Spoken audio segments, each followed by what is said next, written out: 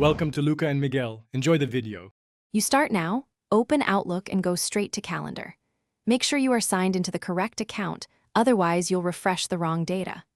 Once in Calendar, click the calendar name to focus it, then press send/receive on desktop or the circular refresh icon on the web. This forces the client to request updates from the server immediately instead of waiting for the automatic interval, so you see changes now, not later. Next, verify the core sync path.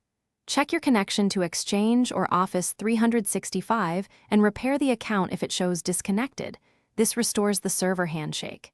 If events still lag, clear or rebuild the local calendar cache. Outlook's cache data can get out of date. Also inspect account sync settings. Enable or disable cached Exchange mode as needed, adjust update frequency, and confirm you are finished by restarting Outlook to complete the sync cycle. Once done, trigger send/receive again and check that the updated events appear. Make sure you verify the calendar on desktop, web, and your phone so you know the refresh propagated.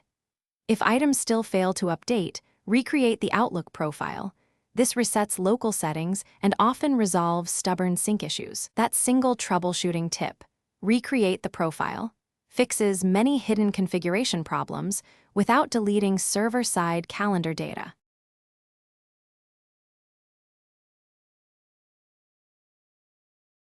Thanks for watching and please subscribe.